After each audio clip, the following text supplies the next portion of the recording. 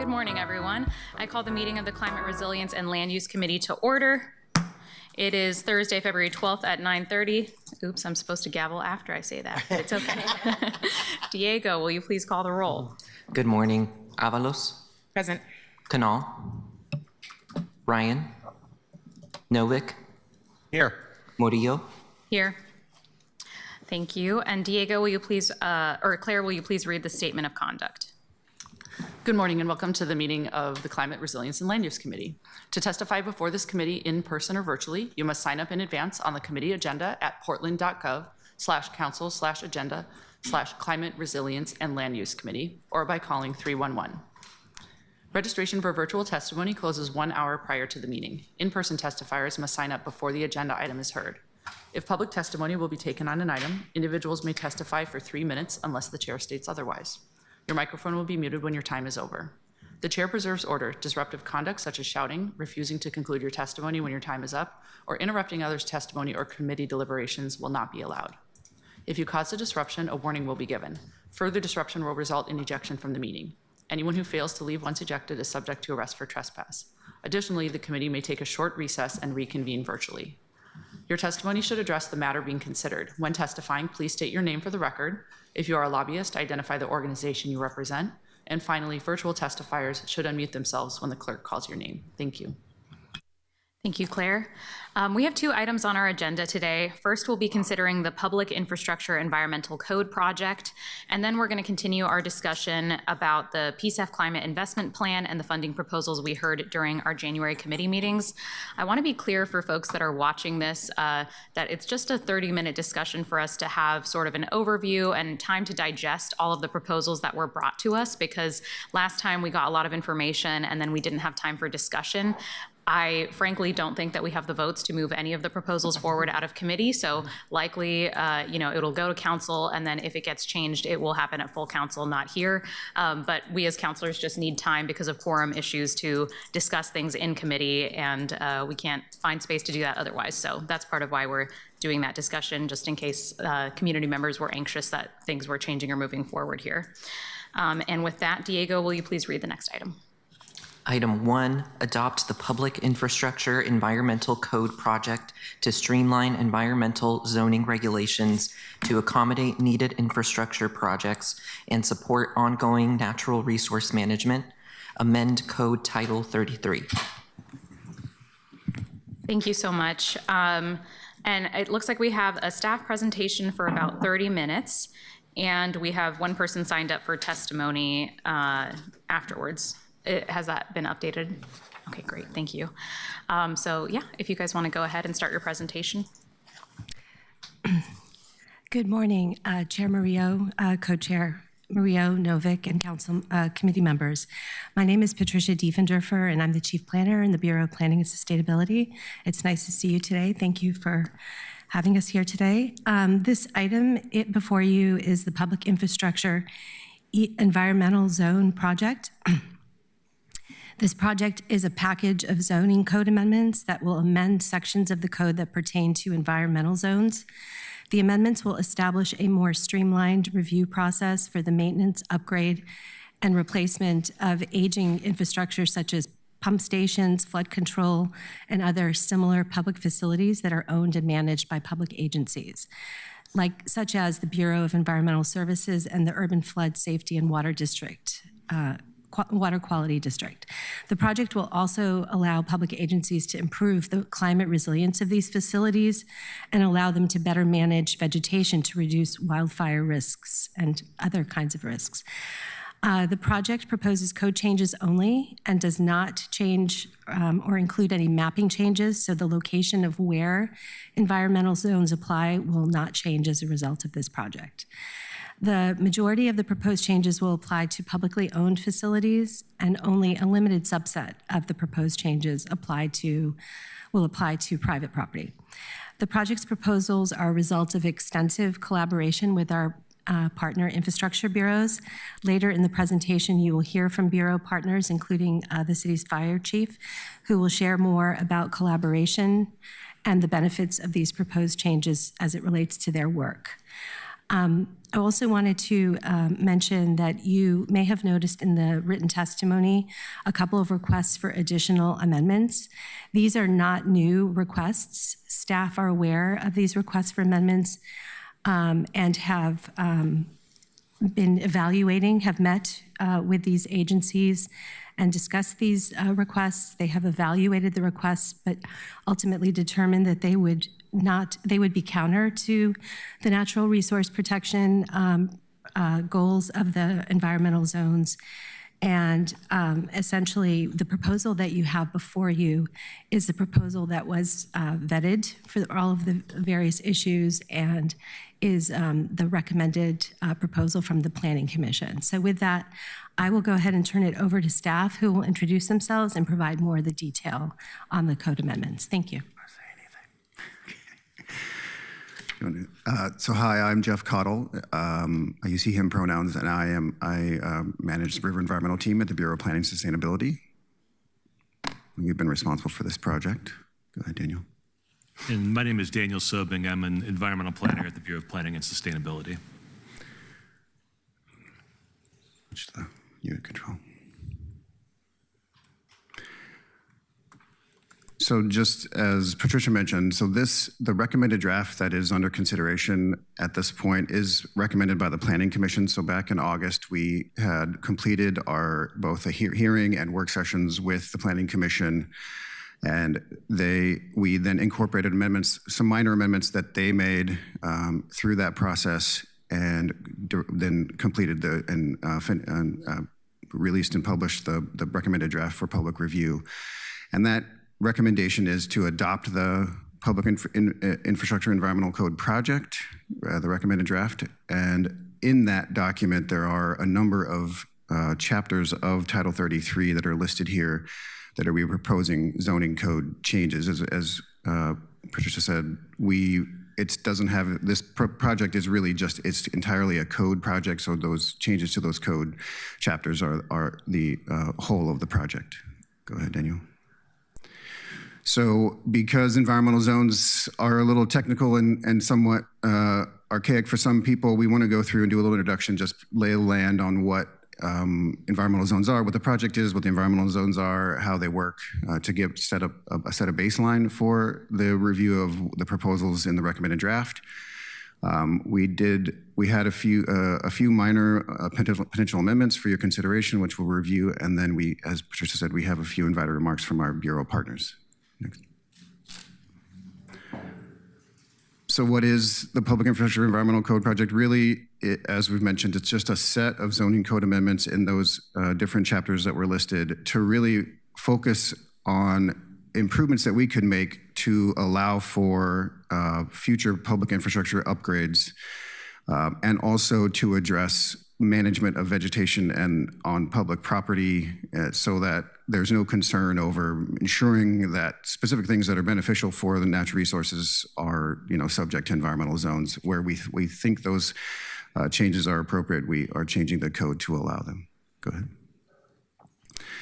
So why are these amendments needed? The initiation of this kind of general discussion with our Bureau partners was really about the upgrades that Bureau of Environmental Services is looking to do in the Columbia Corridor, especially where a lot of our environmental zones apply, but throughout the city where they have aging infrastructure that are needed either to be renovated or to be expanded and or replaced to meet future demand.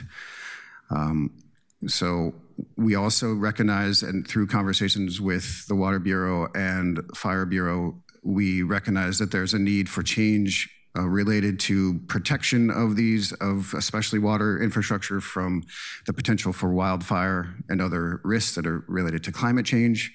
And the natural resources management part of it is that we recognize that public agencies they take these natural resource management ongoing processes, and we needed to address that through the environmental zones. Next.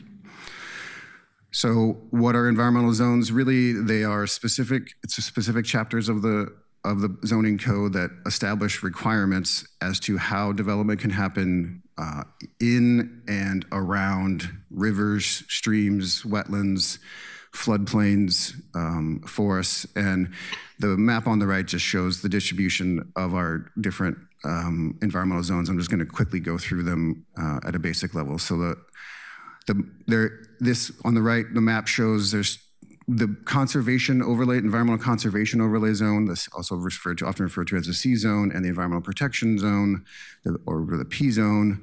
That's our most common environmental zone, and that's really the focus of most of these changes, is really that chapter that applies to those. And again, you can see how extensive it is within the city in the green and the dark green. We also have what is called the Pleasant Valley overlay zone, which is very similar to the conservation and protection zone, but it has its own unique requirements because that was developed when we brought that area into the city, and it was largely agricultural, and so it has a little bit different approaches to it.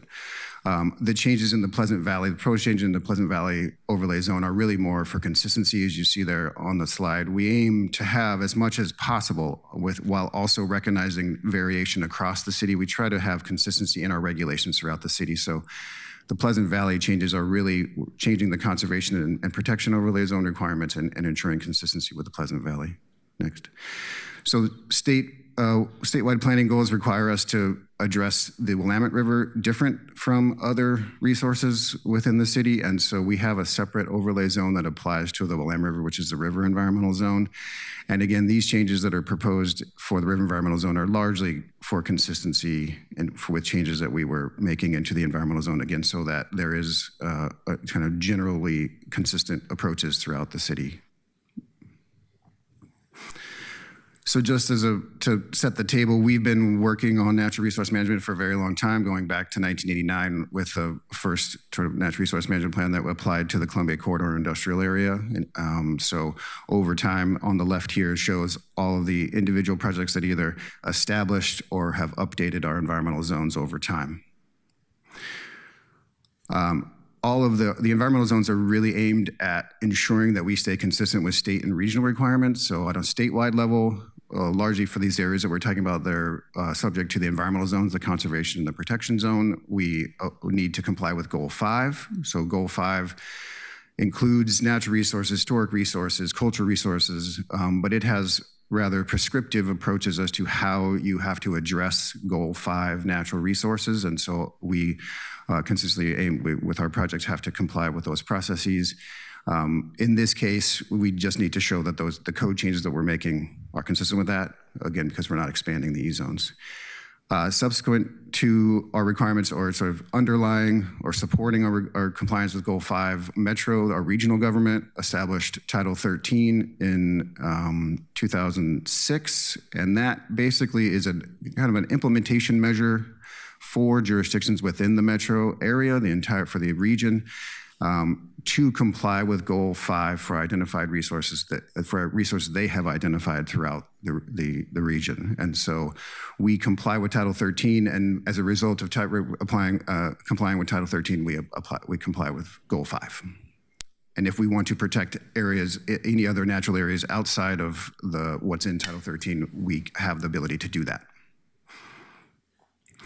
So basically, now how do environmental zones work? A fundamental kind of premise of the environmental zones is this concept of no net loss, you may have heard. So basically what it says is our entire zoning code, environmental zoning code, is based on the idea if you impact natural resources in a certain amount, you have to mitigate or address those, offset those impacts to where at the end of it, you have still maintained after maturation of any plantings and things like that, you still maintain you do not lose any natural resources within the city. And that's that no net loss terminology. Additionally, for our process in terms of determining mitigation requirements, the expectation is that the first step is the proposed development avoids impacts to natural resources. For those that it can't avoid, it then must do its best, the applicant must do their best to minimize the impacts.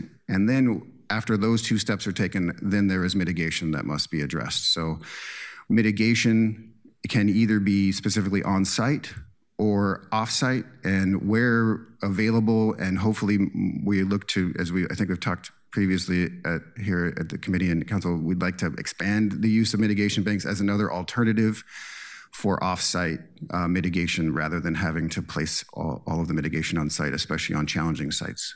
Thanks.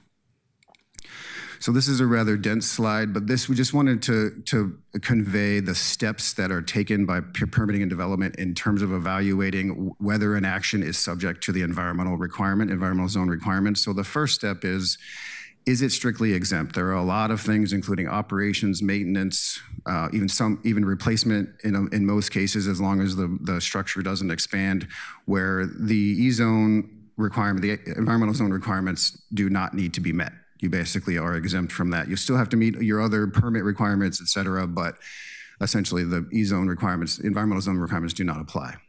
If something is not exempt, we then have standards, that's clear and objective standards that basically say, if you do X, Y, and Z, and you can demonstrate that in your proposal, there's no discretion at the permitting desk. It basically says you've met those requirements, you're approved.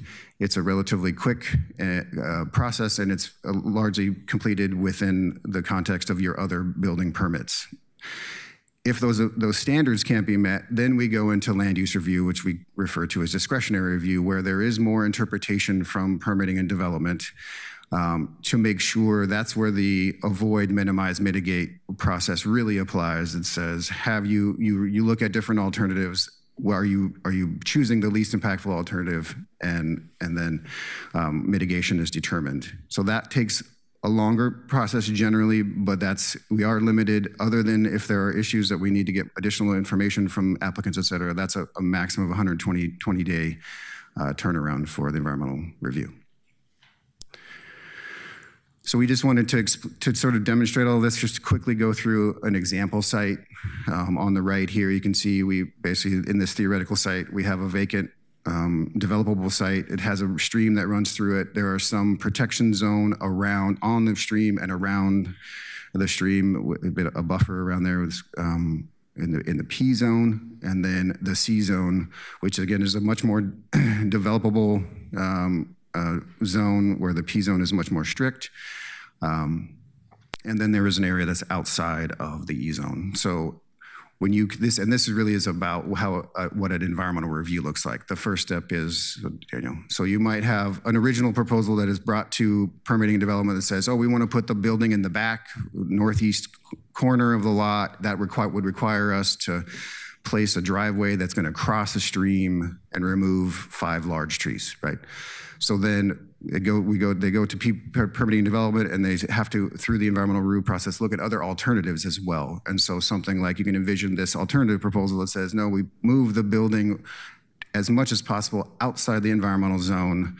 You still get the same size building that's on the site, but it doesn't require crossing the stream, minimizes tree removal, and you have now reduced any potential impacts, especially in the P zone, to that to the stream. So that's kind of the lay of land for how environmental zones work and their general kind of function. Before we go into the specific proposals that are in the recommended draft, and Daniel will do that, just wanted to talk a little bit about our outreach and engagement. So at multiple phases of the project, we had engagement with the public. So we had 2 open houses, 1 hybrid and 1 virtual. That's a standard approach now, so that people can attend these open houses while from their homes, et cetera. We also recorded the presentation and put it on our website so that people could also review it during that discussion draft phase. We outreached to neighborhood organizations and community organizations, and then also reached out to tribal governments just to make them aware of this project among some others, and see if they had any concerns or wanted to know more about it. In the proposed draft, we had 14, and that's the proposed draft, as a reminder, goes to Planning Commission. We had 14 pieces of testimony. 9 of those by one individual who was really looking at where these apply within parks, and so had put them on to 9 different parks in terms of their concern. So really, it's very limited testimony at the Planning Commission phase. And then our general outreach, which we often do, is just consistent website updates. We have a project email list where we had more than 100 people who would receive notification at different milestones, web posts, and email notifications throughout the process. So With that, I'll hand it over to Daniel to go over the actual proposed changes in the recommended draft. Thanks, Jeff. Again, Daniel Sobing, Bureau of Environmental Services, environmental planner, and I'm going to talk about some of the specifics that are in the project proposals. So the recommended draft was created in consultation with a number of Bureau partners, and it's really all about streamlining the approval process for public infrastructure projects. And the genesis of this project really came originally from Bureau of Environmental Services because they're doing a number of pump station replacements. And so we're trying to come up with a set of regulations that would allow that to happen without going through the environmental review process. So the standards that we created for that process include requirements for site enhancement, and we have a menu of flexible alternatives that can be fulfilled either through on-site, off-site, or through the payment of a fee in lieu, and we'll talk about that more as we go through. And so our proposals come in 4 different categories. So there's that first category of pump station and flood control structure alteration and replacement. Then there's natural area management, tree removal and replacement, and a bucket of miscellaneous technical amendments that aren't easily categorized in those other groupings. And I have an asterisk here that notes that some of the amendments apply to both public property and to private development. And so as we get to those things throughout this presentation, those asterisks will pop up so to draw your attention to that fact that some of these elements are both public and private focused. So to get back to that schematic example that Jeff showed that kind of outlined the alternatives analysis that we do through environmental review, there are some situations where you really can't minimize the impacts to resources, and this is a perfect example of that. This is that same site, but in this case we have a sewer line that's running right next to the stream, which is actually pretty common because historically we've typically aligned our sewer lines in low-lying areas where streams tend to form. We have an existing pump station that's been there for a long time and needs to be replaced, and it's right at this junction between these 2 sewer lines. So ideally you'd want to replace that pump station in the least impactful location, but it really can't be moved because it has to be in that spot. So when we go through this replacement process, the alternatives analysis will not lead to a minimization of impacts to resources. So we have a set of standards that allow for the replacement of that pump station without going through this lengthy review process. The standards allow for the alteration, potentially replacement of that pump station. There are requirements that the applicants do an on-site enhancement requirement. They have to replace the trees, and those site enhancement and tree replacements can be done in a flexible way, either on-site, off-site, or through a fee in lieu process. So that's the pump station replacement standards. The next grouping is our natural area management standards and exemptions. So we have allowance of removal of small trees, allowance for the installation of beaver management devices, and the allowance for the installation of floating vegetated structures to enhance habitat. These are all intended to improve habitat, and previously they would have had to go through environmental review. Now we have either standards or exemptions to allow that to happen without review. Also within this grouping, we have cultural harvesting of resources, and there's some existing exemptions that the Urban Flood Safety and Water Quality District use to manage vegetation on the levees and and within water bodies within that levee controlled area for flood safety management. So we have standards and exemptions that allow those activities to happen as well. Grouping 3, this pertains to wildfire hazards. So we have Water Bureau infrastructure, including water tanks, water towers, pump stations, that in the event of a major wildfire would be expected to provide life safety purposes. They'd be for property protection and for protecting people from wildfires. We're going to expect that these structures will maintain the water pressure that we need to fight the fire. And so we have existing allowances in the code that allow for tree removal within 10 feet of buildings and structures, but we feel for this critical infrastructure that we need a larger buffer, safety buffer around those structures. So we have standards and exemptions that would allow for the removal of trees within 30 feet as opposed to the 10 feet that's currently allowed. There are tree replacement requirements, so again, flexible. It can be done on-site, off-site, or through a fee in lieu. And this map is our adopted wildfire hazard zone map. This is part of the building code. This is something that was created by the Portland Fire and Rescue. They maintain this map and can amend it going forward. And so any area that's colored in on this map, those standards and exemptions would potentially apply to allow for tree removal in these wildfire hazard zones. And it's all about protecting that critical infrastructure that's providing that life safety function. Also, within this tree removal and replacement grouping, we have the Re-Veg Fund. This is an existing tool that exists in the environmental code. So when you do, or when you're required to do site enhancement or tree replacement, you can pay a fee in lieu currently. However, the way that this fee is currently defined and administered is not very effective. So what we're proposing to do is to reassign it. So currently, the Bureau of Environmental Services administers it. We'd be reassigning it to the Parks Bureau, and we would be expanding the situations in which you could use this fee in lieu. We're hoping that it will generate more funds in the future, and then that will allow for a more robust revegetation program to be created using these funds. And again, this is always an option that applicants can choose, but they could also do on-site or off-site tree replacement if necessary. So it's not something that applicants have to do. It's just a flexible option. And then finally, these miscellaneous technical amendments, I'm just going to highlight two. We have 4 on the slide, and there's some others that aren't included in this presentation. The first one is eliminating redundant noticing requirements. We have existing noticing requirements in the zoning code that apply to all types of development throughout the whole city, but then there's a second set of noticing requirements that are largely duplicative that only apply to the E-zones. So we're getting rid of those redundant duplicative noticing requirements, but keeping the more general noticing requirements that apply throughout the city.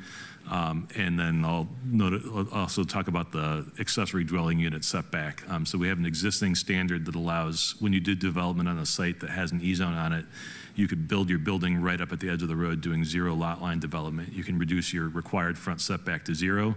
But currently, if you were to build an accessory dwelling unit in addition to your primary structure, the ADU would still have to be set back, even though the primary structure could be built at 0 lot line. So we are extending that standard to ADUs as well, too. So you could do both your primary structure and your ADU at 0 lot line. And the intention is to minimize impacts to natural resources when development occurs through standards.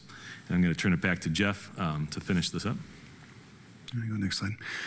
Yeah, so before we turn it over to our invited guests, just to sort of talk about the project and the collaboration that was involved, we did submit a memo with a couple of clarifying amendments, specifically to the standards for flood and waste control facilities.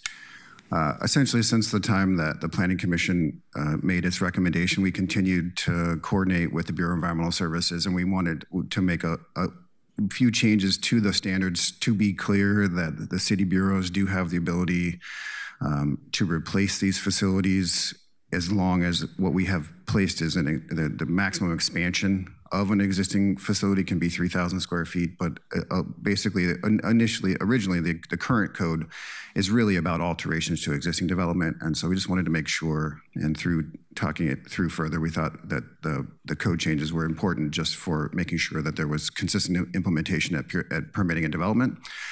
And then within the same standard, again, we continue to have conversations with the Port of Portland, and we think it is reasonable to include the Port of Portland to be able to use these standards.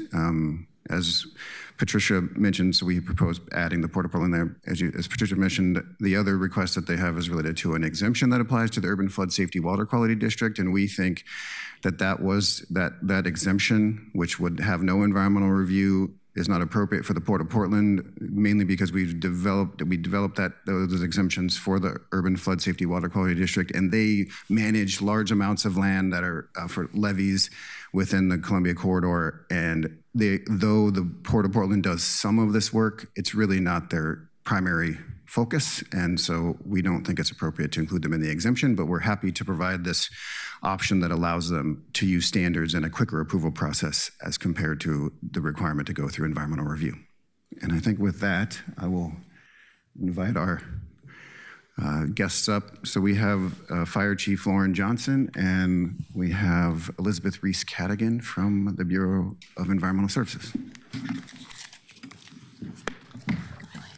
Okay, I'll go ahead.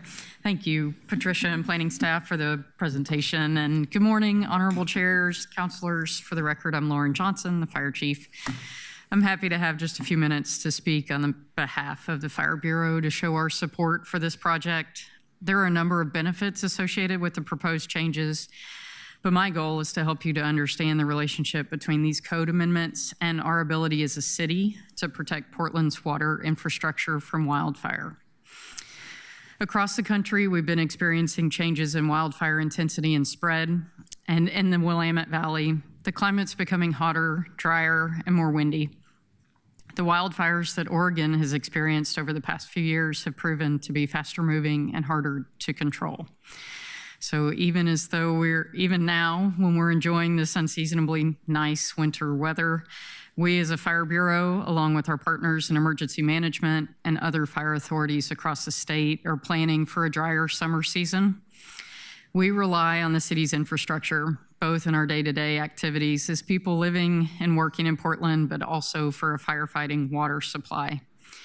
We know that our current assets need greater protection from wildfire, and that the proposed code amendments would ease the pathway towards making these necessary modifications to defensible spaces around water tanks and pumps.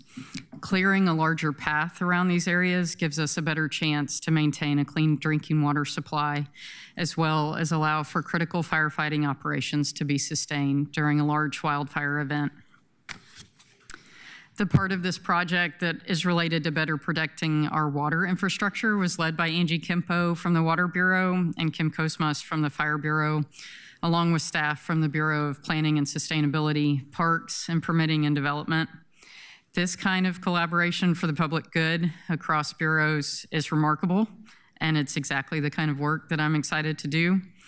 Further, we understand it's your expectation that we work together to improve the lives of all Portlanders. I hope that you will support this project, and I look forward to working with you to advance other measures to manage the significant fire and life safety risks across our city. Thank you. Morning, councilors. My name is Elizabeth Reese-Cadigan. I'm the Planning Division Manager with the Bureau of Environmental Services. The Public Infrastructure Code Project represents a highly collaborative and successful cross-bureau collaboration and effort.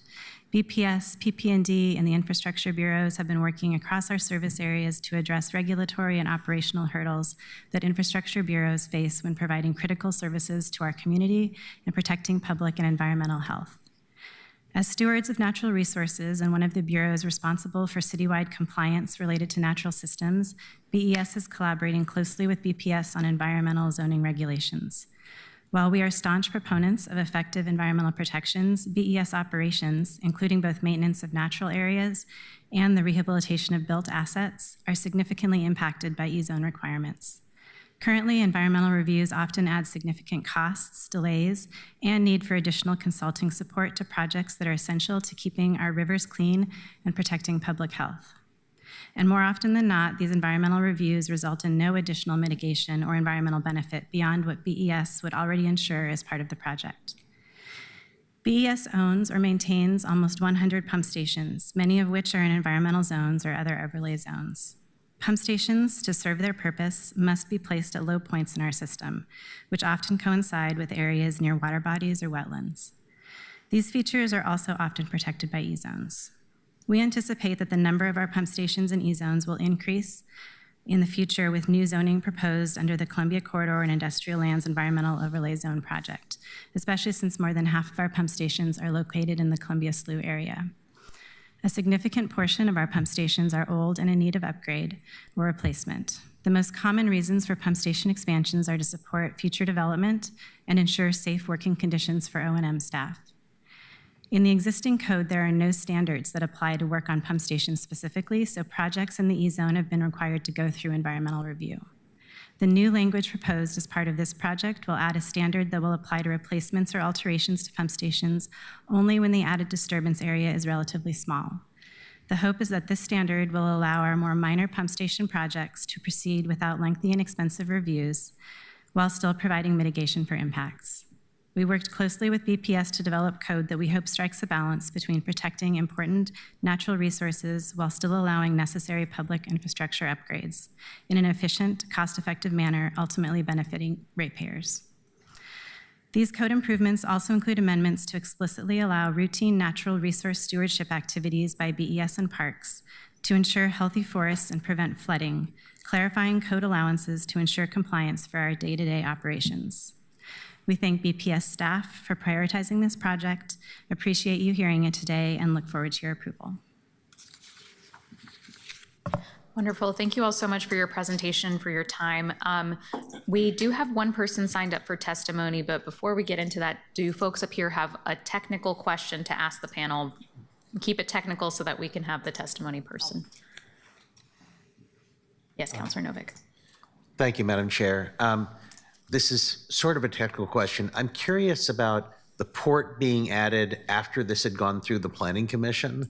I'm just wondering why that happened. That seems to me like sort of the most significant change that's proposed here to the original package. So I just wanted to get the background on it. Yeah, I would just say we continue to have conversations with the Port of Portland, related, like sort of ongoing conversations and related to other projects. We continue to evaluate how many facilities they actually do manage that are relevant for that standard.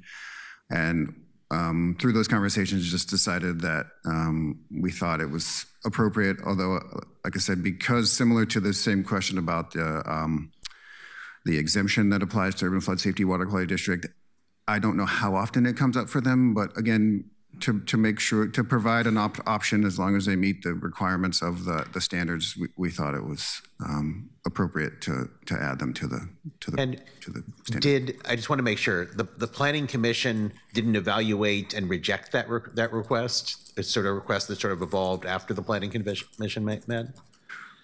Technically, that was in their commentary, in their testimony at Planning Commission, and the Planning Commission did decide not to take that up. Decided not to largely take that? on our recommendation, I will say, from the staff. Yeah. Did the Planning Commission discuss the amendment relating to the port that you are supporting now? Yes, they did. I mean, I don't know if they discussed it. It was in the mix of conversation that we had with the Planning Commission. I don't know if they ever spoke about it at the actual Planning Commission work sessions, but it was considered by some of the planning commissioners. Councilor Novick, there was one amendment that the Planning Commission made related to a request from the port, and that was for the floating structures. Maybe you explain that. That's correct. So there were a number of different things that the port was requesting at the juncture where we were at Planning Commission. So those were all on the table. Planning Commission did ultimately, as part of the recommendation, include them in an allowance to do floating structures, but the other items were not part of the recommendation. So that is before the commission today. And again, I guess I would say that because we had, and can't speak for the commissioners, but we had said that at that time we did not recommend adding the port. But again, further conversations, we think it's appropriate for them to be included. This is only partly a tongue-in-cheek question. Do you think the members of the Planning Commission will be mad at us if we approve the current proposal? I would say that sometimes things just come up in the intervening time. I don't believe that they will be upset about this. But we do appreciate you considering it. Thank you. Mm-hmm. And I will say again, I think in terms of the approach generally for the project, it's really, we're still making sure that environmental protection is achieved. It's just the paths that are available to different public agencies specifically. And so I hope that they would be confident they would still have adequate offset of any impacts that are associated with these projects. Thank you all so much. If you don't mind staying in the rooms for discussion later on, but for now, I'd like to call up the person who signed up for testimony. We have Kelly Holtz signed up to testify.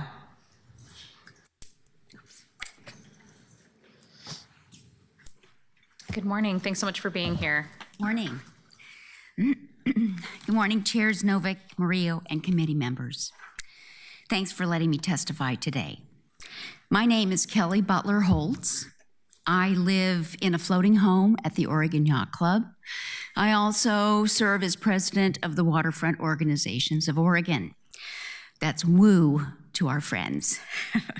WOO represents floating home morages, marinas, and river-dependent businesses across the state. So I appreciate the intent behind the Public Infrastructure Environmental Code project. This proposal recognizes something really important, that infrastructure does not always have options. Pipes, pump stations, flood control facilities, they are all physically constrained. They must go where gravity, geography, and hydrology require them to go. And environmental codes need to reflect that physical reality. Streamlining the review where this makes sense, reducing unnecessary regulatory roadblocks in the essential for essential infrastructure is thoughtful city policy. You may know that right now, this conversation does not exist in a vacuum. Right now in the Columbia Corridor, BPS has developed a proposal to further expand the existing highly regulated environmental overlay zones already in place, increasing buffers and extending even more regulatory coverage further onto waterfront lands. So on one hand, this project acknowledges that environmental regulations must be workable and proportional for public infrastructure. But on the other hand, BDS simultaneously proposes expanding the existing regulatory framework without exemption onto privately owned river-dependent industrial lands and floating home morages that are just as physically tied to the river as the infrastructure elements that we're talking about. Here's an example. Diversified Marine, a WU member, is the largest tugboat manufacturer and repair yard on the West Coast. You might have seen it as you drive across the I-5 bridge going to Vancouver. It's right there on the left. DMI employs 75 people. That's steel workers, welders, pipe fitters, marine electricians, providing family wage jobs, 75. Their small yard, who does all this work, operates on about 3/4 of an acre in the North Portland Harbor. Can I go on? They build and repair tugboats, and that work can only happen on the river. DMI wants desperately to expand their operation and hire more tradespeople. They have more business than they can handle. They just took on a tug yesterday from San Francisco to repair. These represent good family wage jobs. However, further site development that's being considered in the Columbia Corridor would not be an option under the proposed E-zone expansion. When environmental overlays expand on already tightly regulated sites, the issue is not abstract environmental policy. It affects modernization, operational flexibility, and the generational success of real people. The core principle of this ordinance, proportionality and recognition of physical constraints, should apply consistently. We are all Oregonians, and for us, environmental protection is essential. Thank you for your testimony. How much more do you have to go? 30 seconds left. Okay, why don't you go ahead and take that? Thank you very much. But waterfront businesses help to build Portland. And for those of us who live and work on it, the river is not just scenery, it is our lifeline. No one cares more about the river's health than those who live and work directly on it. With overregulation, once a site's ability to function is lost, it does not come back. Mayor Wilson and others speak about making development easier for businesses, and I believe that this is not helping that issue. We can both protect the river and protect the jobs and the communities that depend on it. Consistency matters, and cumulative impacts matter. Thank you very much, and thanks for letting me go over. Yeah, thank you so much for being here with us today. Appreciate your time. Well, thank you, committee members. Now we have time for some discussion over the proposal and the technical amendments.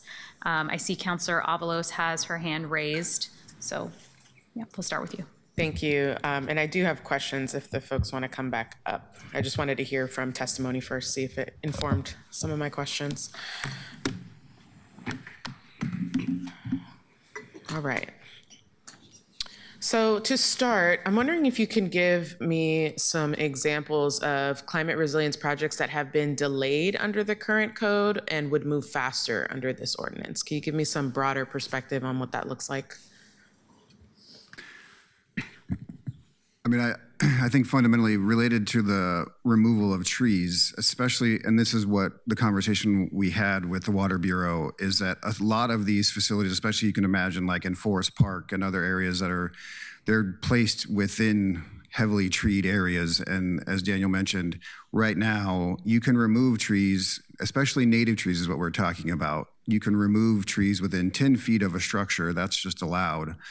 But to get that additional defensible space that the fire chief was mentioning, you would have to go through an environmental review, and it would be very difficult in many cases to remove native species, especially some of these very large trees. And so it could be approved, but it would take a lot more process to be able to do that. To be honest, I'm not sure if a justification of just climate resilience currently would do the trick. And so this is the idea of trying to take best available science for wildfire management, specifically to allow for, again, we, as a part of the changes that we've made, we would still get tree replacement. So they would still have to plant trees, but it would much more, again, it would go through that standards process where it would be a plan check that takes weeks to months as compared to that 120-day review and all of the upfront work that is associated with an environmental review. Well, on that same vein then, are there clear limits of what types of infrastructure projects qualify for streamlined review versus the full environmental review? I think my question is based in, I'm just trying to understand what additional permissions we're giving, because of course, environmental review is really critical, especially now. So that's the heart of my question. Yeah, and I don't know if off the top of your head. There's a detailed list of types of facilities that can avail themselves of that particular set of standards. So the subsection 185 applies to sewage pump stations, levees, flood control structures, in a detailed list of types of structures that would be associated with those, like trash racks and outfalls and inlets and things like that. So it's very, very concentrated on those specific types of infrastructure. And then in terms of the fire safety standards that Jeff was talking about, in terms of tree removal for fire safety, it's limited to public infrastructure that's maintained by a specific set of entities that's outlined in the code. And I have it here. And also, so again, as a reminder, it's only if you are within the wildfire hazard zone map, so it doesn't apply elsewhere. And then the list that we have are reservoirs, water towers, water storage facilities, water distribution facilities. I think we also have for electrical sort of communication infrastructure.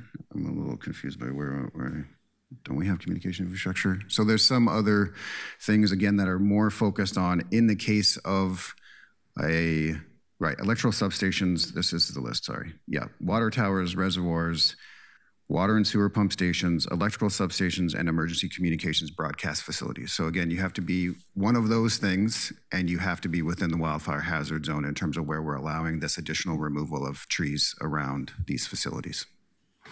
And again, we were thinking in the case of an event, a wildfire event, what are the things that you would want to make sure are still going to be able to be available if there is wildfire, say, for example, in Forest Park or elsewhere. And then as it relates to infrastructure then, does this ordinance apply only to public infrastructure, or could it set precedent for future private development requests? It does not currently, in terms of private infrastructure, other than things that were some of the miscellaneous, like right-of-way improvement modifications that we're providing for a little more allowance of development, again, through standards outside of the right-of-way itself. It does not apply to any private infrastructure, but we have, as we've said, we've worked with the Port of Portland, the Urban Flood Safety Water Quality District, and all of our partner bureaus, infrastructure bureaus within the city to develop these proposals. And to add on to that, so like public utilities like PGE and those types of things would have to still go through standards and environmental review. They couldn't use this special set of standards that we're proposing for the public city bureaus and for the agencies that we talked about, the Flood Safety District and the Port of Portland. And again, there are some, I think, to emphasize, there are some, there is infrastructure that's provided to specifically, especially within the Columbia corridor and along the Columbia River, that is a pump station that serves an individual property, and that we wanted to definitely we are not applying those to private type individual pump stations that are not. It's really looking at system-wide. Again, that's why the Urban Flood Safety Water Quality District, for example, they have lots of different pump stations and flood control facilities that they manage.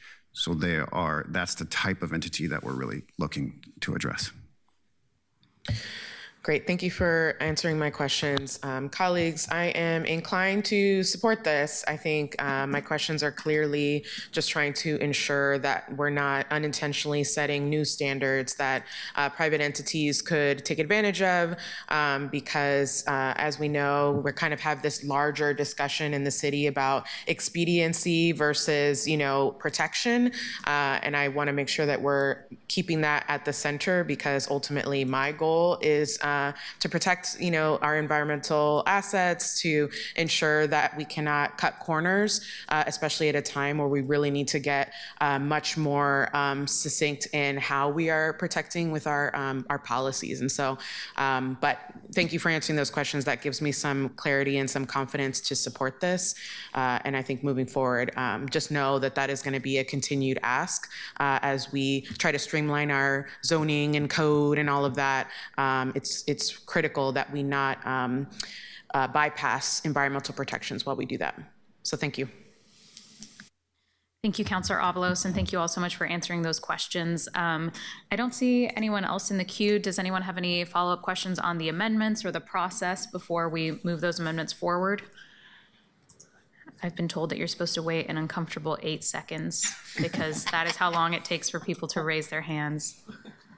Very specific. Very specific, 8 seconds, yes. I see Councilor Novick moving towards raising his hand. Okay, go for it. Okay, if the 8 seconds is expired, If the 8 seconds is expired, actually I'm raising my hand to move the staff proposed technical amendments to Exhibit B of the ordinance per the Bureau of Planning and Sustainability memo dated February 4th, 2026. And I'm actually going to read out what those technical amendments are, and if BPS folks can correct me if I'm getting it wrong. As I understand it, those additional amendments are adding to 33.43185, the following standards apply to, and the addition is, in addition, replacement of city-owned or managed sewage pump stations is allowed. And then subsequently, when it says the standards apply to facilities they're owned or managed by, or by the Port of Portland is added. And then there's an addition of disturbance area definition and restriction. The additional disturbance area for the alteration must not be greater than 3,000 square feet total and must be contiguous to the existing disturbance area for the flood or wastewater control facility that's being altered. And then the disturbance area for replacement pump station must not be greater than the total disturbance area for the existing pump station plus 3,000 square feet. It must be contiguous, et cetera. And then under 330, 43185C, the disturbance area for the alteration or replacement, the addition is the words or replacement, must be located outside of wetlands. Then under item D, removal of native and non-native non-nuisance trees allowed as follows. Again, trees located within the disturbance area with the proposed alteration or replacement is the addition that we're talking about. Councilor Novick, we also do have it on slide if you'd like us to just go through it really quickly for that. If that's helpful. Sure, thank you. I didn't realize that. Have I gotten anything wrong Yeah, so we far? should have told you, sorry. I think you were almost done. You're basically all the way through it, but we can go and show it if you'd like. Also, just for the record, those were published as part of the agenda as well, and they were available to the public to see the amendments. But do you want to just show a few slides there that list them out? Yeah, and so the proposal that Councilor Novick, you just went through, all those in yellow are the changes that are part of these proposed amendments. The other strike through and underline are things that are existing in the recommended draft. Okay. Thank you. So I move to approve the staff proposed technical amendments to Exhibit B of the ordinance per the Bureau of Planning and Sustainability memo dated February 4th, 2026. Second. The motion to amend the ordinance has been moved by Councilor Novick and seconded by Councilor Canal. Is there any discussion? Nope. Okay. I'm not going to wait the 8 seconds. We're just going to go for it. Will the clerk please call the roll? Avalos. Aye. Canal. Aye. Novick. And maybe I should declare a conflict, which is if the Port of Portland hadn't committed Clean Water Act violations in the late 80s and early 90s, I might not live in Portland. Aye. Murillo. Oh, sorry. I got too excited. With 4 ayes and 1 absent, the amendment is accepted. Thank you. And now we have to motion to send the ordinance to full council. Is that correct? Okay. I would like to entertain a motion to move the ordinance document number 2026-063 as amended to the full council with a recommendation to pass. So moved. Second. The motion has been moved by Councilor Novick and seconded by Councilor Avalos. Is there any discussion? Yes. Yes, Councilor Canal. I just wanted to say one thing. I'm going to vote in favor of referring this on, but I do have a lot of interest in pursuing the conversation around what our testifier raised. And a lot of the issues that are specifically addressed there relate to my district, District 2. So I just wanted to mention that and say that there may be a chance of our conversation between now and then, including a small change. And I would love to talk to the staff as well as to our testifier and a few of the other stakeholders working Waterfront Coalition groups like that beforehand. But just wanted to flag that why I'm voting yes, but may still have comments leading into the full council. Wonderful. Thank you, Councilor Canal. And it sounds like you're willing to also connect with that person directly with your office to get any further feedback. So with that, will the clerk please call the roll? Avalos. Aye. Canal. Aye. Novick. Aye. Murillo. Aye. With 4 ayes and 1 absent, the motion carries. And the amendment, motion to move the ordinance document number 2026-063 as amended to the full council with a recommendation to pass. Thank you so much. The Public Infrastructure Environmental Code zoning code amendments will be continued to full council meeting on February 25th at 9:50 a.m. as a time certain. Councilor Murillo, Chair Murillo, if I might just add, you may want to make a note if the public comment period for this item has been closed now as a result of this hearing. And also, I just wanted to share that the chair of the Planning Commission, Steph Routh, was online to present the Planning Commission's recommendation. However, I didn't realize she was there, so she had to leave to attend a meeting. But I just wanted to let you know that she was there and she was going to communicate the Planning Commission's recommendation to the committee. Oh, okay. I appreciate that. I did not know that she was online either. But hopefully, do you know if she's able to send us those materials? The transmittal letter is part of the package that you received. The recommended plan incorporates the transmittal letters. We just have a tradition of having the chair come and present that recommendation. Unfortunately, I didn't realize she was online either. I just wanted to make sure you knew that she was and she was available to do that. She's not available any longer, unfortunately. Okay. And for clarity, maybe from the clerk or the support team, if we've had this hearing here in committee, does that mean that testimony is closed on this item if it's a time certain for council? Pardon me, I think I misspoke on that. I don't believe we need to close the public testimony at this time. Please forgive me. I was thinking about a situation where we're already at full council. So you don't have to worry about that. Gotcha. Okay, no worries. Thank you so much for your help. Thank you all so much for your presentation today. It was incredibly helpful. And if folks need to connect with Steph Routh afterwards, I'm sure they can. So thank you so much. Thank you. Appreciate it. Diego, will you please read the next item? Item 2, committee discussion on Portland Clean Energy Fund Climate Investment Plan. Thank you, everyone, for this ongoing discussion that we've been having on the climate investment plan. Councilor Novick and I wanted to take time as a committee to talk about the proposals that we've heard and how to best allocate that $15 million that had originally been proposed to go to housing-related programs. I think over the past few weeks, we've gotten a lot of presentations with a lot of information and different options, but not a lot of time to talk about it. And for reference for my colleagues, there is a handout that was printed out that has a brief summary of all of the different proposals that we've heard, and it's also posted online for anyone who's following the discussion at home. Something that also came up is that we didn't really have a chance to hear from an invited speaker of the PSEF Coalition, and so I would like to invite Alan Hippolito up to give a presentation, or just to give some testimony on this item. I want to add again also that, frankly, the committee I don't believe has the votes to pass any of these proposals forward to full council. Maybe that will change within the period of discussion, but we wanted to be better informed about our potential choices that we have here so that when it goes to full council, if there are votes for a policy, we are making it from a very informed position. And because of quorum rules, we can't have these discussions outside of committee, so we needed to carve out time for us to do that here today. Councilor Novick, do you have a question before?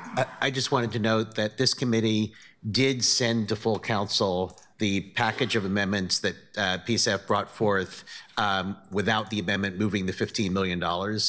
So that is what's before full council, but I would expect a robust discussion at full council about the various options, including perhaps restoring the money to housing.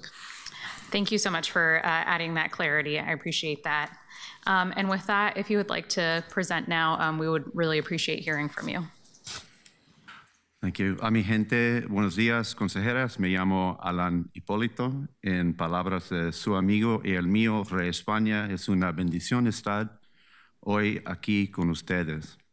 Good morning, councilors. My name is Alan Hipólito. In the words of your friend and mine, Rey España, it's a blessing to be here with you today. I work for SUMA. We use technology to fight poverty, racism, and climate change. We began as a project of Verde, and we spun off to an independent and tax-exempt nonprofit in 2020. Our SUMA app is an e-commerce marketplace that almost 2,500 low-income Portlanders use to buy essential expenses, overcoming privacy and other barriers that prevent these customers from using their phones to pay for food, transportation, and utilities, including local healthy food, clean energy, and clean mobility. SUMA users took over 30,000 clean mobility rides in 2025 alone via the app, saving over $160,000. We are a PSF Transportation Decarbonization Grantee. First, I want to state the position of the PSF Coalition, the dozens of organizations and hundreds of people who knocked on thousands of doors to pass the measure we're talking about today.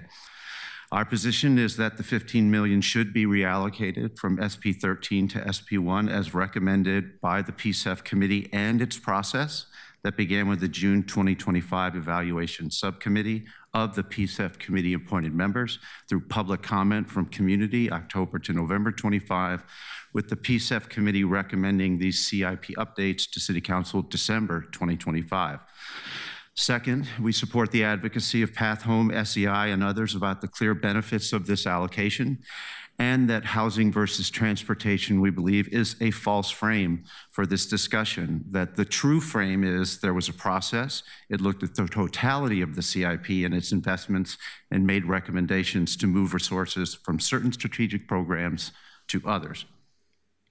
Third, I would like to orient the rest of my remarks about why respecting this process is the only path forward on this and future actions that aligns with the story and values of the Portland Clean Energy Fund. I was fortunate to help draft the initiative and to serve as the campaign manager for signature gathering and the general election. Our PSF coalition stayed involved as PSF hired its first staff, sat its first grant committee, awarded its first grants, developed the climate investment plan, and we're here right now. We're not stakeholders, we're your peers. I want to be clear, PSF isn't your money, it's our money. We built the fund. We will never let it go. What do I mean by that? I don't mean that it belongs specifically to SUMA or to Verde or to NEA or SEI or the Uprise Collective or any of the 242 PSF grantees to date. And it certainly doesn't belong to Frog Ferry. I don't know a single climate justice person who believes that project has competitive value. No, what I mean is that this money belongs to the communities on the front lines of climate change, to PSF's priority populations. Before PSF, I want y'all to know, there was really no climate money for these frontline communities, none. Where was this money? It was in the city's budget, TriMet's budget, well-connected design and construction firms, mainstream environmental groups, and other powerful institutions. Despite Portland's worldwide sustainability reputation, we didn't see climate money in our households, neighborhoods, or organizations, even though we lived in the places with the worst air, the poorest transportation, the fewest parks, the greatest poverty and injustice. So we built PSEF around the idea that frontline community members know best how to solve their climate justice priorities, and that community groups, whether you've heard of them or not, are best equipped and accountable to engage these community members to build climate justice solutions. We envisioned and we prioritize resources for frontline nonprofits who make a clear case that they have co-created an impactful climate justice project with community members on the front lines of climate change. Thus, PSEF isn't just about GHG reductions or equity, about doing things for community, because anybody can talk to that, as your January 29th meeting demonstrated just fine. It's about doing things with community through processes that center their leadership, because that's the best approach to getting climate justice results. The output of SP1 versus the output of SP13 is clear evidence of this. Pivoting to discuss other uses, like keeping the $15 million in SP13, regardless of what those uses are, means that this committee would be choosing to make decisions outside of such processes, and therefore making decisions without community leadership, substituting its ideas for community ideas, which is exactly what things were like before PSEF. Decisions without community leadership weaken community power and are completely contrary to the history, values, and language of the PSEF initiative. The PSEF coalition will strongly oppose such decisions. So a transportation discussion for this $15 million is simply out of bounds. To restate, our position is that the $15 million should be reallocated as already recommended. Beyond today, we welcome the chance to engage this committee and the council about the fund, its role in responding to our current budget and federal challenges, and its future. We aren't stakeholders, we're your peers. We don't want to spend time convincing you that we should be at the table. We want to spend time working together to make good things happen. Thank you. Thank you, Alan. Really appreciate you being here today to share that with us. And I think that we have a lot of just difficult budget discussions to have ahead and a lot of competing needs that are often pitted against each other, like climate and transit and housing, and all of these issues are important to our communities. So I appreciate you centering us again in the importance of the community input in this process. Thank you so much. Councillor Avalos, I see you have your hand raised if we want to move into discussion now. I actually had a quick question, Alan. Thank you for your testimony. From your perspective, what does the coalition think the role of councilors or elected officials should be?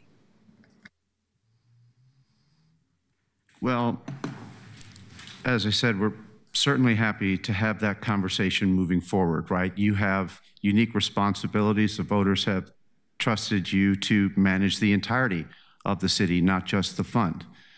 So you have to think about broader things than we do with regard to the fund. That's a conversation we want to have. But for this process, this ordinance, you've played your role.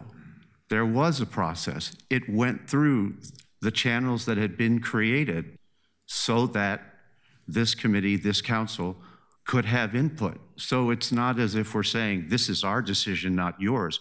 You created a process that you could weigh in on, and now your role is to accept, we would say, the recommendations of that inclusive process and move them forward and preserve for another day, collaboratively, these discussions about what else might happen in the CIP, how we might address other needs or challenges.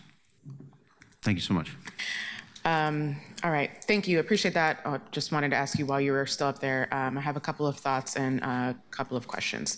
So as far as the climate investment plan, that review is not an informal exercise. It's a structured, intentional process that runs through the PSEF committee with staff analysis, public input, and deliberation built in. And that process exists for a reason. The PSEF committee spent months reviewing implementation, readiness, and impact. They worked through trade-offs, they debated options, they reached recommendations through the governance structure that voters approved. And I want to name something that I heard directly from PSEF committee last night. A committee member said, and I quote, "We've been trying to be strategic as a committee about having our annual amendment processes and really being structured about how we revisit our CIP. And all of a sudden, this council and mayor submitting concepts comes along and it feels not aligned with our annual review process," end quote. They also said, quote, "We don't have extra money to go around right now. I'd like a little more clarity on why this process and how we are going to accommodate big ideas," end quote. I think that concern is really important because when we introduce new concepts outside of the established annual review structure or make last-minute changes to amendments, it can feel misaligned with the framework the committee has been intentionally building. When we do that, we risk undermining the very structure we created to guide this work. And I want to be clear about what that risks. It risks sending the message that community oversight is optional. It risks turning a deliberative process into an ad hoc one. And it risks sidelining the people closest to implementation in favor of whoever shows up last. That's not what PSEF was designed to be. This fund exists precisely because grassroots climate justice work did not have access to decision-making, power, or resources before. And the PSEF committee is how we correct for that, not something we work around when it becomes inconvenient. Which brings me to the $15 million, and I have a couple of follow-ups. So I guess I just want to understand, what is the actual current status of that $50 million? So does it remain in the strategic program 13 by default because we have not taken action? Does it go back to the PSEF committee for further deliberation? Or does this require a future CIP amendment to resolve? And therefore, who's responsible for bringing a recommendation back to council? So just again, want to understand where we go from here based on the decision we made last time. And I know this is just a discussion. It's not an action to make a vote, but I want to know what our process is going forward. Yeah, thank you, Councillor Avalos. And today the PSEF staff are having an all-day work retreat, so they were not able to join us, but I believe Mr. Engstrom is here and could answer some of these questions that you've laid out for us. Thank you for being here. Thank you. Good morning. For the record, Eric Engstrom, Director of the Bureau of Planning and Sustainability. And thank you, Alan, for your remarks. I think I've been describing the issue as one of timing and of process. We are striving to have an annual process for considering amendments to the CIP, and that's really an adaptive management approach we hopefully are learning from each year of implementation. So as Alan described, the committee went through a process this year to create this year's set of amendments. There will be another process like that in 2026. And I believe in 2027, and then we will pivot to planning for the next 5-year CIP, which is a much broader, open-ended call for discussion. And so I don't think it's a bad thing to be thinking of ideas for how PSEF might be spent in the future, and by all means, transportation is a key part of that. But I would put these ideas into a couple different timeline buckets. Like step one is, what are you doing with the CIP amendments that the PSEF committee already recommended, and that's been forwarded to the full council. So that's one bucket. The next bucket is the 2026 CIP amendments, which we're going to get started in a few months with. And then there'll be the broader bucket, and it's not too early to start talking about thoughts about what should be in the next CIP. We won't create a formal process for that for another year and a half or so, but the idea generation is not wrong. And you may have seen the city administrator sent an email also the other day just to try to create a process to catch those ideas in a little more less a la carte way, in a more orderly way, so that we can bring that back to the PSEF committee in a structured way.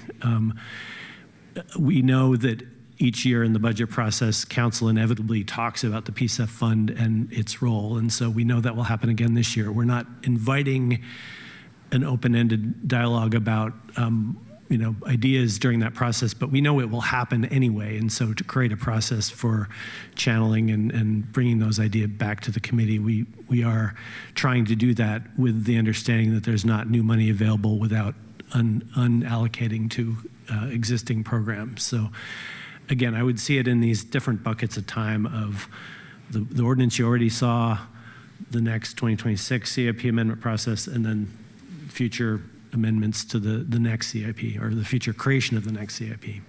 Sure, but I guess I still am not clear. What is happening with this 15 million that we did not pass out of committee? It's in this weird limbo. I don't understand. It's what the still process is in you essentially removed the amendment from the CIP package. And so if you do nothing else, it's still sitting in the original program that it was in last year. And so. So it's currently just in SP 13. Correct. But has no direction because the point was that we moved it so that it could be allocated to something else. So it's not allocated to anything specific. It's allocated to SP 13. We just at the staff level, SP 13 is farther behind in its development than SP 1. So it's less likely to be spent in that program, but it's still in that program. Okay. And then I guess what do you all need? I'm still not clear on like if the rest of the bill went to council, and I'm not sure when that's been scheduled. Has it been scheduled yet? Have you heard from council president at all? I have not heard directly from the council president on that yet, and I was also hoping to get some clarity on when this needs to move. Yeah. So that's what needs to happen, I guess, for that, and yeah, help me understand how we move from here to getting that 15 million working in some way. I guess I'm not clear. I think you can have a discussion at the full council when it gets there about whether you want to revisit your decision from a prior week or consider other ideas. So that's one point that you have where you could make a decision. If that doesn't happen, then the other option is that we consider that question again as we develop the 2026 CIP amendments. It will probably, if you did nothing, it would come up again because we might flag that money as not likely to be spent again, and so it could come up again through the PSEF committee just organically, but this time around there might be a wider suite of ideas around it. Okay, perfect, thank you. Well then, yeah, colleagues, I think that I'm curious what appetite we have for when it comes to full council to like engage the rest of the council on a discussion about these things. Like, do we think that there might be potential that we will move an amendment either way to do something with that 15 million at council? So I'll open that up for you all as you guys get in the queue to think about that, and I'll leave it at that for now. Thanks. Thank you, Councilor Avalos. And before I move to the next person in the queue, I just want to recenter all of us in the fact that I think that these proposals are all coming from a good place and may not have been as respectful of the process as they should have been. But we are also in a time of, we're having a lot of difficulties meeting the urgent needs of our constituencies who are facing more housing and homelessness issues than historically has happened in the city of Portland. Transit lines are being cut. We are facing just a lot of needs from our communities, and councilors are trying to be responsive to that. And we all have the united collective goal of trying to address climate change while balancing that budget. So I think that we all have the same shared goals, and we should approach this conversation with that framework in mind. And I really appreciate that Alan was here today to sort of remind us and recenter us in the importance of the process. But I just want us to have this discussion from a place of understanding that we all have the same mission and goal ultimately. And with that, I will pass it over to Councilor Novick. A few things about the general topic, and then I wanted to give some updates on some of the specific proposals that we heard from. One thing I just want to say as background is I was looking at the original PSEF measure and the ballot title and the arguments in favor of it, and it all led with clean energy projects, and energy efficiency projects was after that. So I actually think that the voters were led to believe that the biggest chunk of this money would go to things like installing solar panels and generating clean energy, and very little of it has gone to that. So if we talk about the history of PSEF, I think that's an important thing. In terms of the process, the council in 2024, I believe it was, approved a climate investment plan that had chunks of money to various priorities, including about 20% to transportation decarbonization.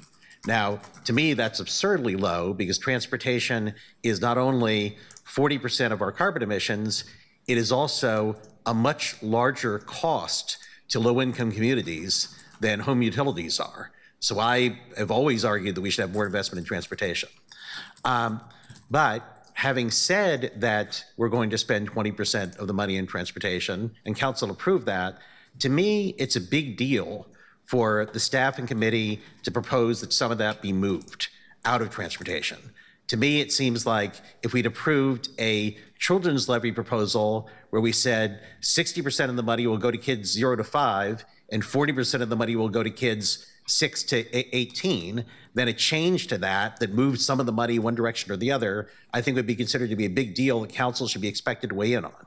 I know that the committee and staff don't look at this that way. They kind of think that the CIP is an undifferentiated mass and you can easily move anything from anything to another. I just don't happen to agree with that. I ran for office in part on a platform of spending more PSEF money on transportation.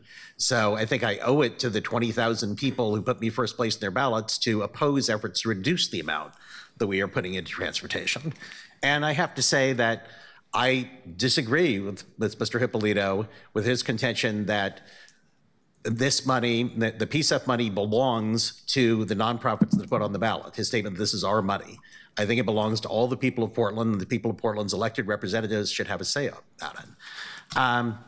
So that's the background, and I think that, I mean, one could argue that we could, and I also say that I'm okay with putting these proposals back through the process. I mean, council could decide that there's urgent matters that, you know, we should allocate the money right now. My understanding is that there's no danger that it's going to be spent on the program it's currently scheduled for now, because that program hasn't gotten off the ground. So what my goal is to keep the money for transportation. And if that means the council directs PSEF to figure out how to spend that $15 million on transportation in the next annual amendment process, I'm okay with that. And I solicited some ideas from specific people and entities. I told the PSEF committee that I wanted to keep the money for transportation in December, and I haven't had anybody from the PSEF committee step forward and say, here's some transportation things that we think you should consider. So, having said that, I did want to give some updates on a couple of the projects that we talked about. One is TriMet has withdrawn its request for $5.5 million to keep the line 19 going for various reasons, so that is off the table. Another is that there's been a discussion between TriMet and me and Vivian Satterfield about the Youth Pass concept. And TriMet has now said that they think that to expand Youth Pass to David Douglas and Park Rose using PSEF money would cost about $1.2 million a year. They don't like the idea of having it be a one-year thing, so they say they feel better if it was like $3.6 million over 3 years. So I should also note that PSEF staff told me that PSEF, under our current rules, can only be spent on City of Portland residents, and they think that some kids in the David Douglas School District are outside the City of Portland. So that's something we might have to address. Another thing on the Youth Pass, parenthetically, that was an idea that came from Vivian Satterfield. One reason it appealed to me is that I thought that if we helped out kids in David Douglas and Park Rose, that would correct a kind of an historic injustice, which was the City of Portland used to help pay for Youth Pass for Portland public schools, but not for these other districts, you know, farther out east. I also wanted to note that PBOT has provided us some additional information, which I emailed to all of you this morning on the James Beard public market concept. And I also asked them, 10 years ago, or 11 years ago, I was the transportation commissioner, and I developed a hatred for the streetcar because it seemed to me the purpose of the streetcar was for Brad Schmidt of the Oregonian to write articles every 2 weeks talking about how wasteful it was. So I was really mad at the streetcar. And then I heard a presentation from streetcar staff explaining that, contrary to my assumption, the streetcar was only ridden by rich white people. It actually had fairly diverse ridership. So I asked PBOT for an update on that, and what they told me is that currently 40% of streetcar riders earn less than $33,000 annually, and 29% of riders identify as non-white compared to 25% of all Portlanders. So I just wanted to mention that. Thank you, Councillor Novick. Appreciate those updates. Councillor Knoll. Thank you. Last time we discussed this, my intention, and I'm pretty sure I stated it out loud a couple times, was that if we were to make any changes, we would be going back to the committee. I was very uncomfortable with the idea of making changes live here that would, or frankly at the full council, that did not have the ability to weigh in. So I'm having a little bit of a flashback here to early last year when at the beginning of our new council, the entirety of, at that time, the staff, but this time not exclusively, came in and said, you're here, you're going to hear this thing and you're going to vote on it, but you actually have no agency or influence whatsoever. And then characterized it at the end of that with, but you actually have the final decision. We just went through that again today, and it's frustrating because why are we even going through this entire exercise then? That's not to say that I want to move this money. It's not to say that I don't. It's the idea that this isn't entirely performative if we're not actually asking the people's elected leaders to weigh in on it. And we should just have it be an administrative decision in that scenario. So I'm very frustrated by that contention. And I also don't think it's true. I agree with everything in that portion of what Councillor Novick said about, the part about the 2024 vote on the climate investment plan. I also appreciate the updates on the request. My interest is in looking at ideas and seeing if they are worth asking for input on from the PSEF committee. And I think that just by going through the exercise of that last meeting, there are things that I heard about, including some things I was personally very interested in leading into that conversation, that no longer seem like a good use of this money. I have remained a fan of the idea that we should look at the housing transfer that was recommended by the committee. But, in the event that didn't happen, because I didn't know where my colleagues were at, as Co-Chair Murillo said, we can't talk about this except in a public meeting, and we hadn't yet. If we were going to talk about transportation, I thought it was worth it to look at some of these things. I, for one, had some very strong interest in the other two TriMet options, not the Line 19 piece, not the hydrogen fuel piece, but the two pieces with relation to the MAX. Those were of interest to me, and I think I learned more through the process, including that as well as some of the bicycling activation pieces of it as well. But all of that seems secondary to the fundamental question of the authority, as well as the question over whether or not the council's previous direction for percentages going to transportation and housing holds or not. And so I feel like this is maybe more important to get into from that perspective, which is admittedly more of a philosophical question than anything else. But certainly, I think it's worth clarifying at this moment that the intention was never to make a decision on our own, and any assertion to the contrary is not based in fact. And so I just want to make sure that that's a fact check that's been given out here. But I would love to have that conversation with all of you. I do think that if we were to send this to the council, it's pretty likely that there would be a change made on the fly there. And I am more concerned about that if we are kicking that conversation to the full council than having it here as a committee. So I would like to consider that possibility of keeping that conversation here until we've resolved those two sort of fundamental first principle questions. Whose authority is it? And after that, whether or not we're talking about putting in housing or transportation. Everything after that is secondary in my view. Thanks. Thank you, Councillor Knoll. Councillor Novick.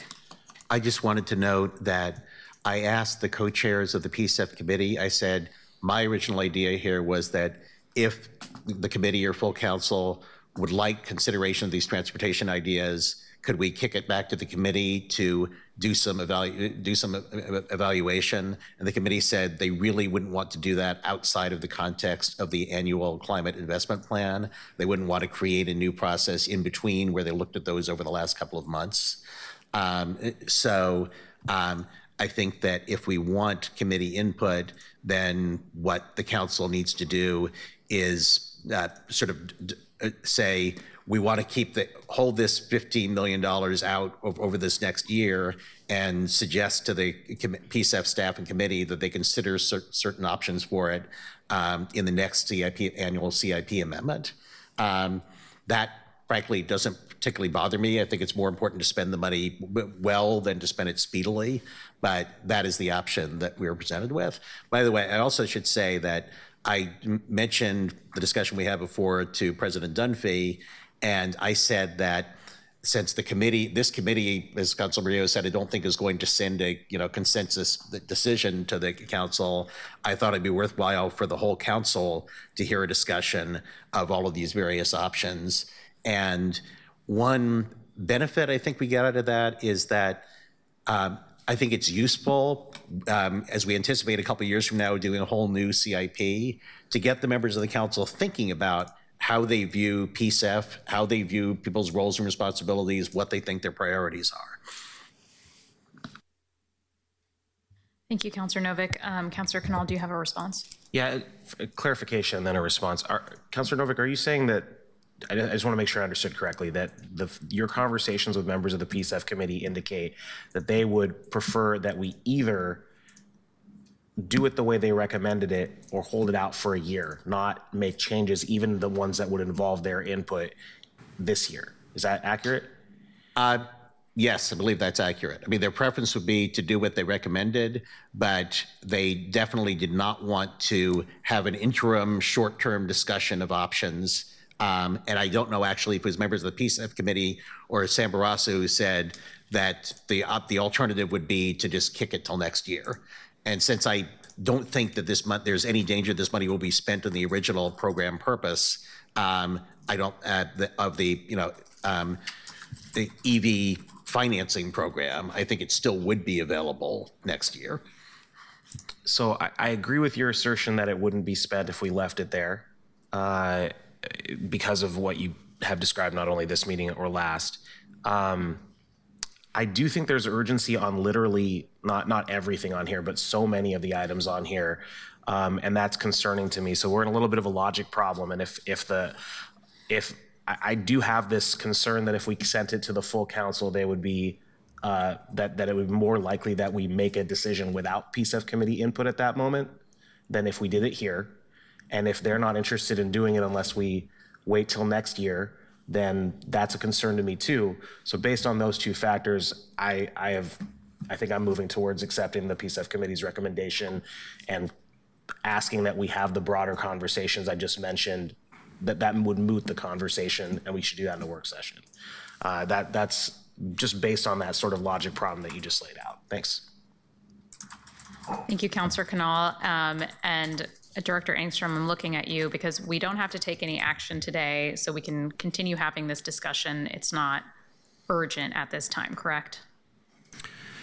As long as the larger package is before the larger council and gets action on it, that there are some things in the larger package that we would like a timely resolution of, but what's the due date? There's no hard and fast due date, but getting the larger package under our belt so that we can move to the next year's consideration is one of the considerations. There were also a lot of wording changes for clarity in the larger amendments that we would appreciate being in place. And I do appreciate the conundrum you have here. I think two things are true. It's absolutely true that council has the prerogative to make a final decision, and you can overrule the PSEF committee if you choose. But there's also the fact that when you do that, there's going to be some feelings, and so I think that's both true, and that's inherent in this situation. Thank you, Director Engstrom. I have a few comments as well, and then I see Councilor Novick has his hand up again. I guess I just want to say the reason we're even having this very difficult discussion is because the state legislature failed to fund basic infrastructure for public transit and for some core things that our constituencies need.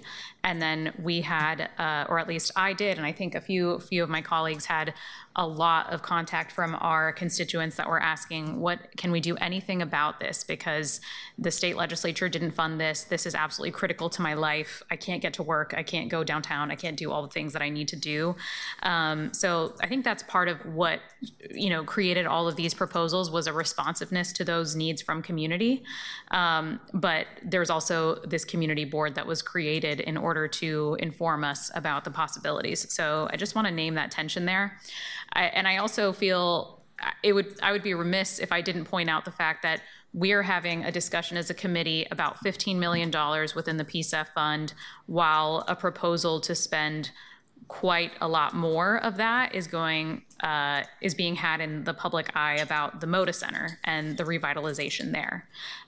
So and that discussion, frankly, makes this look insignificant because of how much money is being asked to be taken from PSEF to do that remodel. So I just have to name those things, and with that, I'll pass it off to Councilor Novick. I just wanted to note that we already sent this issue to full council, so I don't really know that there's any procedural way that we as a committee can weigh in further on it. We didn't schedule today as like an opportunity to offer further amendments, and actually, I'm not sure procedurally, having sent it to full council, if we can. Councilor Canal. I'm going to just spitball here for a second procedurally and say I'm pretty sure we can, if you're saying that the issue is the procedure in terms of we're in a presentation discussion item, not a legislative item, I'm fairly certain we can suspend the rules and change that. In terms of whether or not we can forward it on, I'd defer to Director Engstrom on that or anyone else, but I'm fairly certain that when we discussed this last time, it wasn't precluding the idea of sending on a second recommendation to the full council. I don't think that was necessarily the intention, but I don't think it closed the door. That's my recollection. Can anyone check the Robert's Rules King over here? I don't think so. I guess I will just name too where I'm at on this discussion. I have a lot of strong feelings about all of the different proposals. I wish we could fund all of the things. And after having sat with this for a few weeks, I think where I've landed is that I would take the committee proposal as is. All of the things that were funded in it, I had no issues with. I thought they were very good from the start. And I think that there was a need to respond to the moment based on what our constituents were asking us. And some proposals were thrown out as people were just discussing it with their constituents. But I personally feel that we should just keep it as is. And then if there is going to be a sort of larger discussion about what the role of council is, that needs to be very methodical and not done more haphazardly, because that leads to too much tension with the groups that we're all trying to work with and serve. So that's where I stand at this time. And again, I genuinely believe that all of these things are coming from a very good place of us trying to serve our communities in the best way that we can. So I hope that we can approach each other with that intention in mind. Councilor Avalos. Yeah, I think I just want to re-elevate the things that I heard at PSEF committee last night. I was actually pretty disturbed to hear that they felt in the dark about things. They felt like they haven't been included on multiple things. As we continue to discuss the importance of community engagement and respecting committees and the advocacy, we're having those discussions on different fronts at the council. I see the opposite happening. So that's very frustrating for me. I think ultimately, it's important that when it does come to council, I'd like to request that all these stakeholders be present, specifically the PSEF committee chairs. Again, it seems like it's a little bit unclear how that's going to shake out at the actual council, but wherever we can request from council president that we have some of those voices at council, especially because when it comes there, it's going to be the rest of our colleagues who haven't been in this debate with us over the last few weeks. So there's a lot of context, and I want to make sure that those voices that have been coming to committee don't get lost when it gets to council, and we have to make the ultimate decision. Thank you, Councilor Avalos. And we got an update that says that because this item is listed as a presentation item, we're not able to suspend the rules to introduce any new amendments. So it will have to be a discussion at full council, and I will work with the council president as well to, I think, include those voices that you mentioned so that the full council gets to hear that.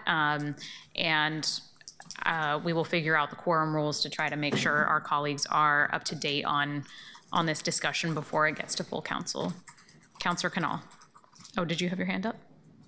I did. I think I just want to once again reiterate that we should have a conversation outside of the scope of this $15 million and any other money that's being proposed by the mayor about this process, because again, I feel like if the purpose of, if any questioning or any conversation around maybe we should have a conversation around the recommendations of the committee on an annual basis is going to be considered a violation of the spirit of this, then we should just change the rules and have them make the decision and make it not something that comes to council at all. And I'm fine with that. I actually really am. I know that sounds a little like I'm being hyperbolic. I'm not. I'm fine with that conversation happening. But I think it's if we're having to create this tension regularly between the idea that council has budgetary authority and we also need to be deferential to the committees, which I do agree with as someone who's staffed committees several times, then we have to have a understanding of how that tension is resolved. And right now, I feel like there is no common approach to that question. So I just want to make sure that we're asking for that in the context of a future work session or something like that at council. Thanks. Thank you, Councilor Canal. And maybe if we have committee of the whole, that can be a discussion that happens there too. Councilor Avalos. I think what's missing from that, though, is that we have to be the final budget authority. Like, we had this discussion during TIF, right? Like, ultimately, the council, we can't just completely delegate final budget authority to community members. The council ultimately has to be. So we can talk with the lawyers. I just say that as somebody who had this discussion at length around TIF decisions. So there are actual legal bounds to that, which is why it's so important that if we are making this agreement, that we are going to have, community members have this kind of autonomy and authority that even though it comes to us for a final vote, if we're going to have this relationship, well, because we ultimately have the final say, then I guess we can change it, then that really is not adhering to the social contract that comes with us delegating that authority up to the point that the law allows us to. Thank you, Councilor Avalos. And I think what Councilor Canal was saying was that, well, actually, I don't have to speak for you, but I think what I'm interpreting from what you're saying and that I kind of agree with is that if we are being given proposals and we're the final budget authority, but if we want to question or push back on the proposals that are given to us, then we don't really have authority to make those changes, or we have symbolic authority, but we're being told that everything must be kept exactly as is. And if that's the case, that's fine, but I think it just needs to be more clearly stated out loud. Councilor Canal. Yeah, and I think it's worth, I probably should have said this earlier, but I think it's worth really appreciating not only yourself, Councilor Avalos, but everybody who's trying to ensure that we're sticking not only to the concept and the original agreement of what the money should be spent for, but also the clear ownership of the process. And I don't mean in the sense of ownership of the dollars, but in the sense of grounding the power in frontline communities. I appreciate that immensely. I'm trying to understand how we are communicating to the public where decisions are made. And if the idea is that we're a rubber stamp, then people should not be watching us. They should be going and watching the committee more. And we should be clearly communicating that, because I want to make sure that the public has the ability to weigh in at the right time to have their the maximum level of their influence. And so that's I think a conversation we need to have. And I personally do not think it is problematic to say, hey, thank you for the recommendation. We want you to come back and revisit this because we have some feedback you may or may not have considered. I don't think that's disrespectful in the slightest. I also think that we need to ensure that there's a systemic way of approaching that, because if the act of doing so would delay the spending by a year, I don't like that. I understand that might be what it is, and I appreciate that. But I think if you look at this list, many of these things would have pretty significant negative impacts if they were not started for a year in the housing or the transportation spaces. So at this moment, I was asked in either committee or the full council to accept the proposal. I would say we should accept it because of the logistical element alone. I think there are other reasons as well, but that to me is the thing that we can't get past, is the idea that that would change. And I don't like that. I don't think that that's the best way of doing it, but I would love to have that conversation. I would also appreciate what Councilor Murillo said about ensuring that this is not just about this 15 million, but that we should be talking about the process for all the requests, in particular that MOTA request, and the best way of having the conversation include the public there too. Thanks. Thank you, Councilor Canal. Appreciate that. Do we have any further discussion on this item? I don't see any hands raised. Thank you all for being part of a sort of difficult and important discussion today. I think we're all trying to serve our constituents in the best way that we can, and it's just a very difficult environment to do so, with federal money not coming down to us, state legislature money not coming down to critical services. And with that, our next meeting is going to be on February 26th. At that meeting, we'll consider appointments to the Community Involvement Committee, and we'll be talking with our Planning Commission and Sustainability Commission to hear about upcoming projects and priorities in 2026. I would also encourage my colleagues in the meantime that I think if folks have any questions for the PSEF committee, the chairs, Alan here who came and testified today, that we reach out and make sure that we have those discussions and that we're involving everybody in this moment. So with that, I will adjourn the meeting of the Climate Resilience and Land Use Committee at 11:16 a.m.